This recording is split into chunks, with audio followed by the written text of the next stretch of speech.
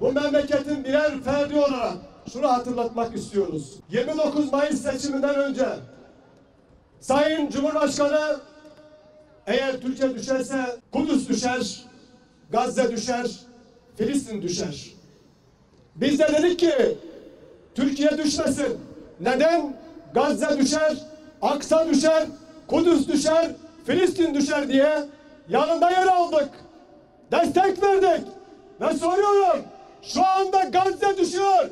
Neredeyiz? Söylediğimiz her sözün mutlaka bir gün hesabı olacaktır. Er ya da geç.